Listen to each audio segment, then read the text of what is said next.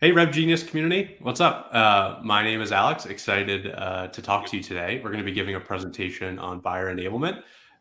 The first part is going to be me walking through some slide decks, some slides, kind of giving my point of view on everything. And then I'm going to be interviewing my buddy Ross, who runs the mid market and enterprise sales team at Lattice. So yeah, we'll try not to bore you too much with too many slides, but kind of want to set the stage and the framing for today's conversation. So let's jump right in. I'm going to figure out how I share my screen. Okay, cool.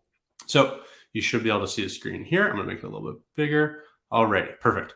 So today we're going to talk about how to build a sales experience that turns champions into buyers. And this is something that I have thought quite a bit about. So I'm building a company called Doc. We basically help you set up a digital sales room, right? A place where you can collaborate with buyers. It's a place where you can support your champions as they move through the sales process. And so I spent like a year, 2 years plus of my life just obsessing about this topic, learned a lot along the way. And so I wanted to share some of those learnings today. And not going to pitch you on Doc. You can go to the website, check it out for yourself. But these are a lot of the principles and things we believe in. And what I've basically, most of my knowledge has been informed by my time at Lattice. So I was lucky enough to join Lattice as the third employee. I went from being the only marketer myself to running being a manager of managers, running the whole marketing team, scaling Lattice from zero in revenue to 50 million. And we moved up market along the way. That's where I met Ross. We've worked really closely together on a lot of things. And so a lot of the lessons today are informed by what I learned at Lattice. And so a quick agenda for today. So I'm going to run through buyer experience, talk about the evolution, give a little background on the kind of the mindset and the approach that you should take as a seller. Then we're going to do a fireside chat with Ross. And then if we have time, we'll do a little QA at the end from audience questions. All right. So this is probably the most obvious statement of all time, but buyer behavior has significantly changed with the rise of the internet. Right. It has completely changed the way sales and buyers interact with each other, and this has only accelerated because of COVID. And now we're all sitting on Zoom and working from home, not in real offices. In the past. Buyers relied solely on sales, right? Hollywood did a great job depicting this with the Wolf of Wall Street and Boiler Room, right? A sales rep could just call up, a little old lady and convince her to buy something. And this was because research was really hard. It was hard to understand and discover products. It was hard to understand whether the seller was bullshitting you or not. But what's really changed with the internet is that buyers have access to an enormous amount of information, right? Both to discover products and to actually make purchasing decisions when they're in a real buying cycle. And so these are the four buckets that I put it into: search, review sites, social networks, and communities. And this is a starting point. I'm sure there's more, but this is sort of the four big channels that I see.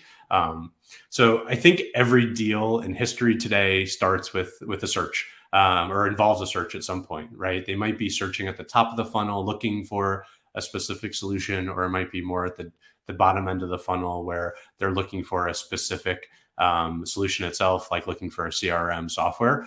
But buyers are searching for everything, right? And when they search, they often stumble across product reviews, right? And so sites like G2, Capterra, right, are informing buyers' opinions about the market. They are learning about your product itself, right? Like your own reviews, what's the good and the bad. But then I think more importantly, they are, learning about the markets themselves, comparing you to other software products that are out there. And so buyers have a much more informed opinion when they come to you when they're trying to buy your software. And then we all spend way too much time on LinkedIn as sellers. And it's amazing how much buyers just get overwhelmed with social proof, opinions, and ads. A lot of this is conscious, right? Where you're actively watching and reading things. But more often than not, it's really subconscious, right? You're just being sort of, propagandized, manipulated by different people out there as they're sharing their point of view and their context. And it's slowly informing your own opinion about a brand, a piece of software, how you think about the problem space. And so again, social channels and LinkedIn have become a massive channel. And it's not just LinkedIn, right? it's TikTok, it's Twitter. These things are really evolving.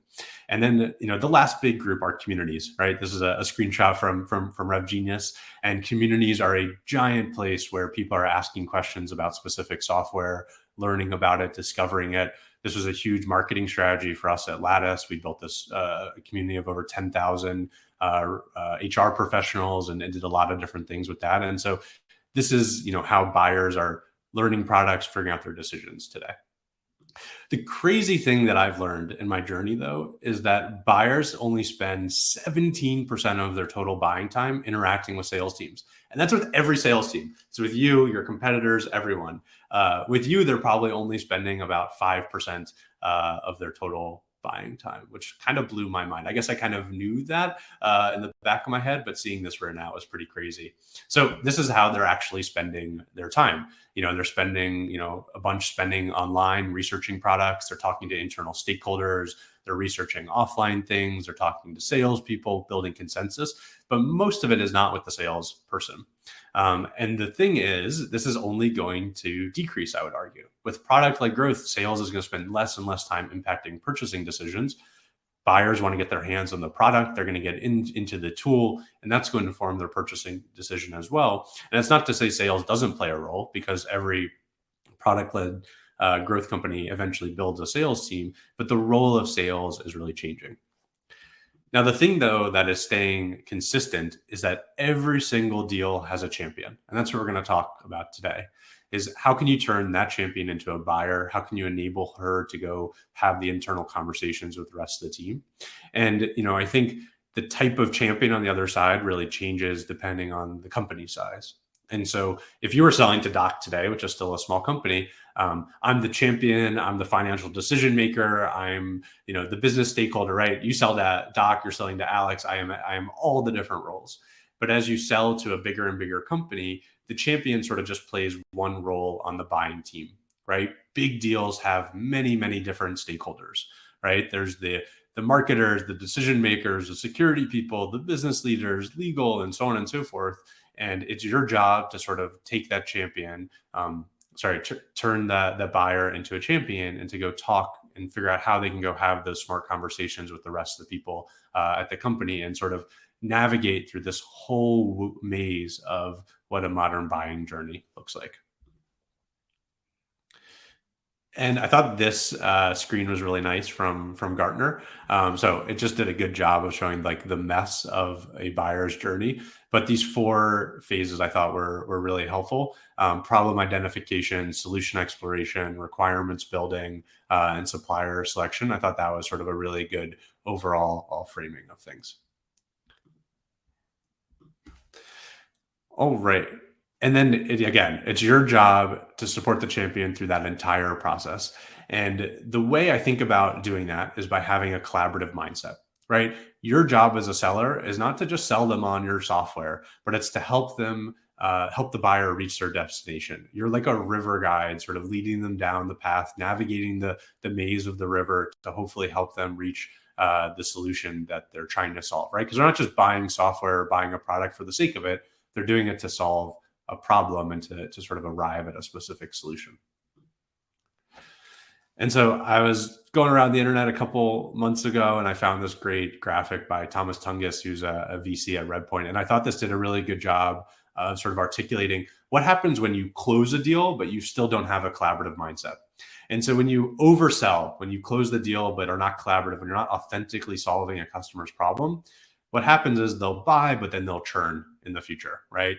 2 years later, 12 months later, they're going to churn. And this is horrible for SaaS companies, where the public markets are going to value your business based off your net revenue intention, how long it sells. When instead, companies should focus on underselling, but I would position it more as authentically solving a problem, where you start small, you start by solving one problem of a customer, and then you build trust, and then you start to solve another problem and another problem and another problem, and usage expands. And this is what you want your relationship to be looking like. You want it to be growing, not contracting. That helps everyone in across the company. It builds your enterprise value, and it's a big difference than like the Wolf of Wall Street style sales in the future. It's about actually authentically solving a customer's problem. So the question is, how do you actually collaborate? So these are the 4 buckets I put it in: problem and solution, product questions, buying process, and building the case.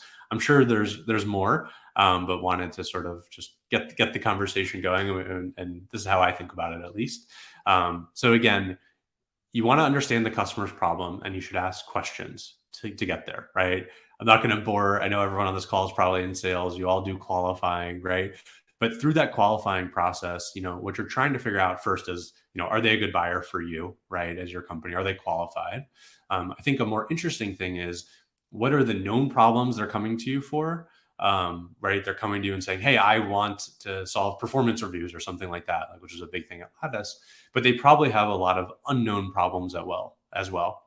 So these are things that maybe you as the seller can point out that that they might run into as the company scales. For example, there might be things that they uh, might need in the future that they don't need yet. And so this is a great place for you to show your consultative sales approach. You also want to get a sense of, is it urgent? Is the problem they're coming to you urgent, or is it more of a nice to have? Is it actually solvable through software or through your product, or do they sort of have this like pie in the sky approach? And I think the last thing that's really important, and one of the best ways to build trust, um, is your company actually the right choice, or should they authentically go to a competitor? And I think one of the best ways you can build trust in a sales cycle is actually by recommending a competitor, or by pointing out how they're better than you in some ways, but then obviously spinning it to sort of how your product will ultimately solve their problem. But you shouldn't just close people for the sake of it. You should be closing it because you want to actually help their problems. Oops, click slides. Cool. All right. Then once you understand the customer's problem, you want to share it back to them, right? I call this like putting a mirror back to the customer, right? It's the classic thing consultants do, right? Ask a bunch of questions, write it down, show the questions back to them, the problems, and then show how you're going to solve the specific solutions. It's a great way to build trust. It shows that you listen. It explains that you help. And personalization just goes such a long way in a sales cycle. Most people are not doing this. They're not going above and beyond. And so you should do this and send it back via email, a slide deck, a doc workspace. There's a lot of different ways you can share this back to them. All right. Every sales cycle, right? Prospects have a bunch of different questions. We all get overwhelmed with all the questions prospects have. And I think of it as like there's 2 different types of questions generally people ask. There's the why something is important, why is this going to help my business, and like the classic type of content you need to create to sort of answer this question is like your ROI study. And then there's things that are more of the what, explaining how something works. Like this is like your feature list, right? Like, how does the Salesforce integration work? How are you different than competitor A? And so you as a company need to basically prepare question or content or trainings to answer all of these common product questions. And the more professionalized you can answer these questions, seem like you've answered this question before, it'll increase your chances of winning the deal. If you sort of act like you've never had that question before, it sort of starts to lose trust with the buyer. And so the exercise I like to do, and I would encourage everyone, let me click through the slide, is to basically map out all your common questions on a customer timeline. And for each of those different moments, create either a content or training for each moment. So, an obvious example is the demo, right? After every demo call, a prospect wants to see the demo recording, right? And so, so you should have a pre-recorded demo that you send over. Or the common question of how are you different than the competition? You should have battle sheets that you can send over, like one-pagers that show the verses, right? And so for each of these different phases, map out a piece of content or training, and then arm your sales team with that information. Another way to do this is through mutual action plans. And so mutual action plans are a way to help guide the champion through the steps in the buying process. And Bree, if we want to show that poll, I'd be curious how many people actually use mutual action plans today. But the way I think about it is mutual action plans are sort of roadmap to your decision. And some of them can be super short, right? More positioned as next steps for like a transactional sales process. Others can be super involved and intensive, right? If you think of a technical POC or a longer sales cycle, you might need to have a more in-depth mutual action plan. I don't think mutual action plans work for every single deal, but I do think next steps and aligning around that is very important. And I found that there's basically a spectrum of buyers. Some of them are going to look at a mutual action plan and say, cool, all right, I get a sense. That's a good roadmap of how to get the deal done. But they're not going to actually click at all the check marks and be super collaborative within it, but it still shows value to them. Other buyers are going to take a mutual action plan and be very collaborative, go back and forth, and you can sort of treat them more like an internal member of your team. Another great way to arm your champions are digital sales rooms. And Bree, I'd be curious if you want to pop up the next poll, how many people are doing digital sales rooms today? But this is Doc's sweet spot. And the way I think about a digital sales room is it basically helps you curate information for your champions, right? It takes all of the information that's out there on the internet and organizes it in one personalized place for the customer. And then they can go and share that with all the internal stakeholders. And so your demo videos, your slides, your PDFs, your mutual action plans, your case studies, your ROI studies, this goes into one digital sales room where your buyers can really understand, okay, what is this company about? And then more importantly, use it as an asset to show other people at the company. And I think the last thing I'll highlight is bigger deals really require personalization. One of the best ways to close an enterprise deal is to go above and beyond, show that you're really listening to them, that you understand their problem, that you're going to take the time, to put together a deal room for them or a custom slide deck or something. It goes a long way in sort of standing out from the crowd. So yeah, that's kind of the end of the slides. If you want to keep learning and take action, you can obviously go check out Doc. You can actually put into practice a lot of the things we've reviewed quickly today. We also have a ton of great resources in our library, the Revenue Lab. So yeah, there's this B2B sales guide I definitely would recommend checking out. But yeah, that's the end of the slides. Hopefully it wasn't too boring to click through it all. But now for the fun part, I get to interview Ross. So I'm going to switch this up, stop sharing. All right, cool. What's up, Ross? How are you? Alex, what's going on? Can you hear me all right? Yeah, I can hear you perfect. So I'll give you a quick little spiel introduction, then we get into the fun part. So I'm excited to interview my friend Ross. Ross currently is the director of sales, leading both corporate and strategic sales at Lattice. It's basically mid-market and enterprise sales he runs. If you don't know Lattice, Lattice is a people success platform that has companies like Slack, Pinterest, Flexport as customers. It was recently valued over $3 billion. It actually has the revenue to back up that valuation. So yeah, what's crazy about Ross is, I remember hiring you, and you started as like a mid-market AE, I guess it was 4 years ago, and you really rose through the ranks. You became the first dedicated enterprise sales rep. You scaled and managed the enterprise team, and now you run all the mid-market and enterprise at Lattice. And before that, you did sales stuff, but then you're also a founder of a parking garage app that was acquired, which is amazing. So welcome, Ross. I'm very excited to talk to you today. Me too, Alex. Not everyone knows that I used to be in the world of parking, but everyone parks. Yeah. It's a fun business. lot of good money there. So let's start with like a very timely question. I'm curious, how do you think sales has really changed given today's macro environment? Here's what we've noticed. We've noticed that, these evaluations have become so much more collaborative, amongst like the people evaluating the software or the partnership. We're seeing a lot more touch points, a lot more communication throughout the entire buyer journey. And then we're noticing a lot more, self-driven research. The customer is doing a lot of research on their own, where like in the past, we used to get the FaceTime to be educating and, kind of driving the deal cycle. And now, they're coming to us with portrayed opinions. They know the market really well, as they should. And they kind of are coming with, these like a heavy emphasis on all the competitors out there, which makes our job, I guess, really tightening up on what our value is to these organizations to ensure that we're showing we are the best partner. Gotcha. Makes sense.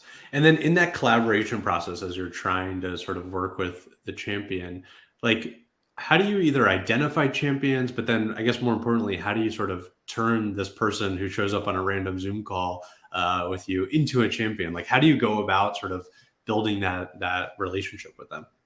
Yeah, for sure. Well, first off, I think it's fair to say that not everyone is a champion.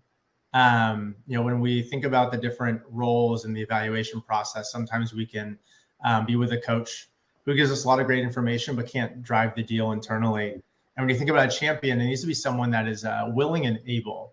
And so willing to go to bat for you and your solution, and then the ability to push things through internally and has that social power, that clout in order to get things done. I'd say in order to turn someone into a champion, there's many different ways that we, have to go through, have to go about it. First off, it's about like, your personality and the connection you're creating with that buyer and with that individual, that you need to have, this mutual trust where they always feel like you are doing the best thing possible for them. And truthfully, you need to be doing that. In a competitive, sales cycle, you need to be the better representative, and you need to be the one where they want to come to you, not, crap, I have a meeting with Ross today. And like, look, I've been there. I know it. I know there's people that didn't love meeting with me sometimes, but the goal is really to be the best person on the other line and make their day. But in order to turn them into a champion, you need to enable them. You need to enable them with, literature and reasons on why we are the best solution for them and what we are going to do for their organization so they can, fight the battle internally and for that budget. Love it.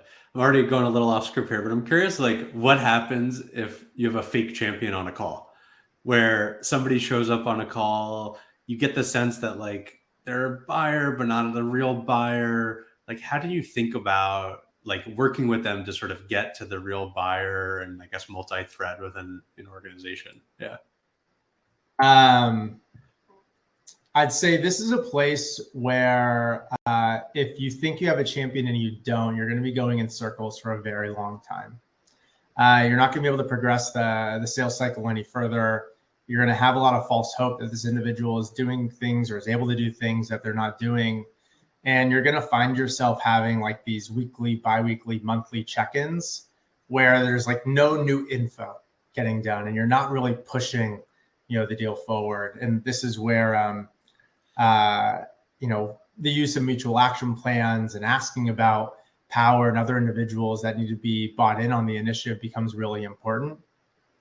But I think the biggest risk outside of your time that you're taking with the wrong individuals, where you could be spending your time elsewhere, is your competitors are going after the right people. And they're the ones finding the attention of the champions and the, economic buyers.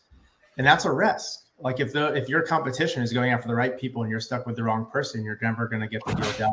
You'll be blindsided. Gotcha.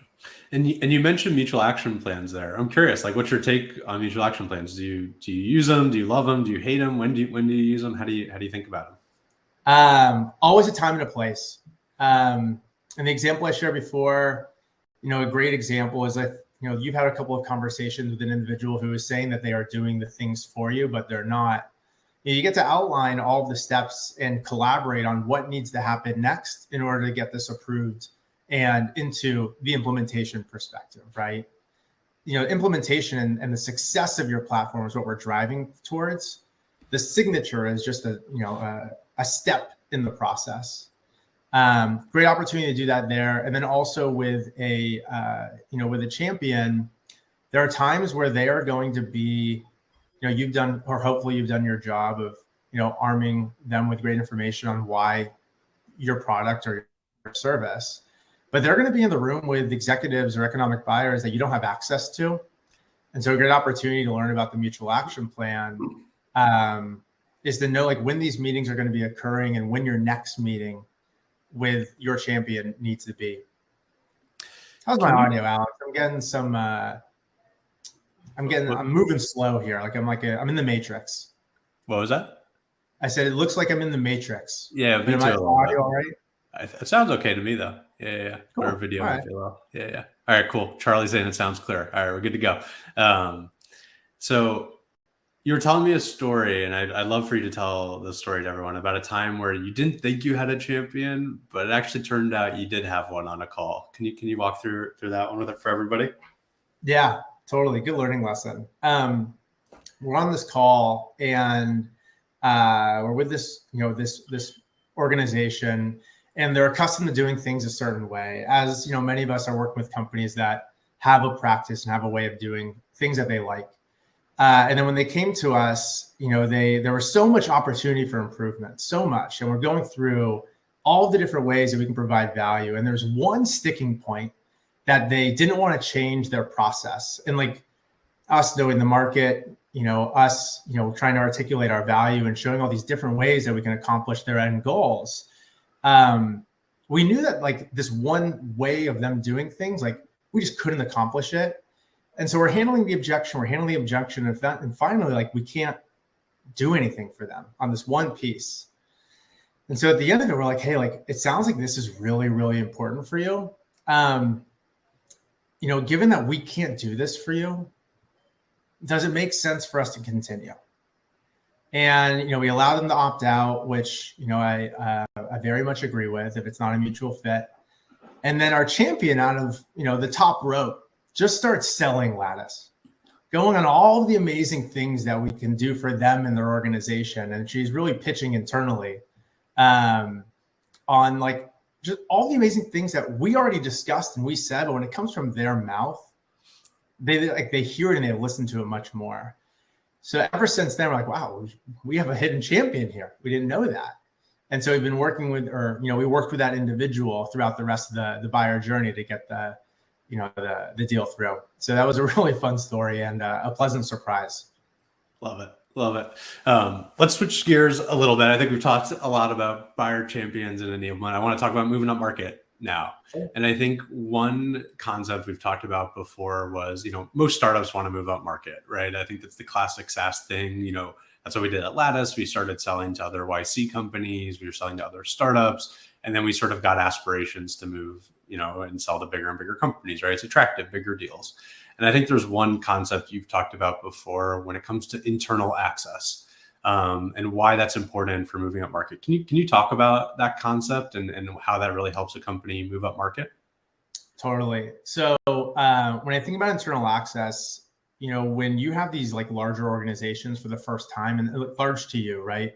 Maybe that's a 20-person company, maybe that's a 200-person company, maybe it's a 2,000-person company. But as you're scaling and moving up market, you need to show to that customer that, hey, you're not, the majority of our customers, and we are going to treat you differently, and here's how. And so when I think about internal access, we think about bringing in, from the SaaS perspective, we're bringing in product managers to articulate, where we're at today and how we're supporting organizations like them in the future. We're bringing in executives or bringing in, our CEO to send a really, formal email to them to let them know how important and impactful they are to the future of our business and how like we can ensure that they'll be, fully supported moving forward. When you're moving up market, you don't really have the, you don't have the social proof. You don't have the referenceability of the organizations of their size. And so you need to sell on is, primarily, yourself, you're like the, you as like a seller, you as an organization, you as a product, but then, what does the future of your organization look like? And they want to know what impact they can have. And, I think there's a fine line of indicating like the impact they will have and how they will dictate, areas of the roadmap, but letting them know how important they are is, the primary goal when moving up market. Love it. Love it. I'm going to switch to a couple audience questions that are related to this. And so one of them was from Alan Marenglo. He said, what's the signal that your product company and sales team is ready to move up market from mid-market to enterprise? And so I'll give my take, and then Ross, you feel free to chime in too. I think generally a couple of things. One is you start to see bigger companies at the top of your ICP want to use your product, right? They're coming in inbound. They maybe experience your product from some smaller company that you had sold to that used it. And they're starting to come inbound and they're talking to the sales teams. And the conversation sort of goes like this, where, hey, we want to use Lattice, we want to use this, but you need to do X, Y, and Z. You need to go build all these different features to support our use case. And I think of startups as really just learning engines, right? You're talking to people, you're learning, you're figuring out what you want to build and what you need to build to support those companies. And as you start to get those bigger company conversations coming in inbound, you can start to like think, all right, is maybe now the time to start building and selling to those companies? And I think it's really hard to go from selling to a 100-person company to a 10,000-person company. And so it's a very incremental approach, sort of how I think about it. And you're going to have some companies at like the top end of your market, of your customer base, that are going to try and push you up market. And it's up to you to figure out, okay, are you going to listen to them? The other great signal, very mathematically, is just strong net retention rates. If you have strong net retention from your mid-market, your bigger customers, it's a good signal that, all right, you can start sort of pushing your ICP up a little bit. Anything else to add on that, Ross? Or no, I completely agree. The other thing I'd add is, your larger organizations that before you're trying to continue to go up market, what are the net promoter scores of those admins, or like the people that you were your champions? Are they happy? And then as a sales team and a sales rep, how can you leverage those admins to be advocates for your next phase? Can you use them for a reference? Can you use them to make an introduction? But ensuring their success is priority one. Once they're successful, that's where you can make your asks. Right on. You want to ask the next question from Pep? Yeah. I'm going to ask you this question, Alex. What needs to change in your marketing and sales to go up market? All right, big question. I'll take the marketing. You could take the sales a little bit. So a couple of things. I mean, I think from a marketing perspective, it starts with, I'll call it brand, because that's the word that everyone knows and is familiar with. But I think it's just your perception in the market is maybe a simpler way to think about it. It starts with like sort of angling your perception, your brand in the market towards enterprise buyers. And there are a lot of like simple little tricks you can do, right? It's like putting the biggest companies in your customer base logos on your website, right? Like you might not have all the big companies in the world, but if you just have one company, and it doesn't even have to be that big of a company, they just need to have a big brand. That's a great case study, a great logo to put on your website. Then there's like just making it feel premium and making your website feel professional, right? Investing into the design of your website, right? Your website is like your homepage to the internet. It's your door, right? It's the place where everyone's coming. And so when an enterprise buyer lands on your homepage, it needs to feel like you cater to them. Go look at SAP's website. Go look at Workday's website. Go look at Slack's website. All these companies that sell to bigger companies, see what they're doing. The easiest thing is throw up a solutions page that shows you sell to enterprise buyers. And then if you look at solutions pages, they have all these little buzzwords on them. It's global, it's security. It actually never talks about the product itself on most solutions pages. It's all the things around the product. And so to sell to enterprise, you need to start acting like an enterprise company. And I think that is step one. Then there's a lot of things that need to change in terms of the actual marketing itself. But marketing does sort of play, you work really closely with sales when it comes to moving up market. And so a lot of it is, battle cards and positioning, trying to figure out how you sell against these different incumbent providers. There's account-based marketing sort of on the demand gen side, and a lot of things we can get into. But hopefully that sort of gives you a little bit of a broad overview of like how to start moving in that direction. And to be clear, this takes years. It's going to take you years to move up market. It probably took Lattice 2 to 3 years of investment to do it. What's your take? I remember those years. They were grueling but rewarding years, which is led us to today. I actually I'm a little bit curious here. There's so much content and there's so much collateral that you need to create to encourage the enterprise buyer and create those champions. I know how we use collateral today at Lattice, but I'm curious from you, Alex, like where are you seeing best practices in people arming their champions, and maybe even specifically through Doc? Yeah. So I'll give my bias answers. I think Doc and what we're building is like the best way to do this, right? Because I think the problem is, and it's funny, I would always get so frustrated at the sales team at Lattice because they would ask me for content and I'd be like, it's on the website. Like, go to the website. Like, why can't you just go to the website as a salesperson? Why can't the buyer just go to the website? Or, hey, it's in the, our drive folder, just go find it. And I think what I've learned over time is there's like an information overload problem, both for sales teams internally and customers. And so companies need to curate information and templatize what they're doing and sending over to customers. And that's like what we're building at Doc. And I think why we're working on this solution, because what Doc enables you to do is basically curate everything in one place, personalize it to the customer, right? It's not just looking at the generic demo video on the website. It's a demo video tailored to the customer and their problems. It's the PDFs tailored to what they're looking to solve. And so Doc, I think, goes a long way in sort of organizing all of the content that you have out there, and personalizing it to the customer and putting it into a nice, beautiful package that they can then go and share with their boss and all the other internal stakeholders. To add on to that, there's a difference between providing content to, your champion and then providing, relevant and specific content to them.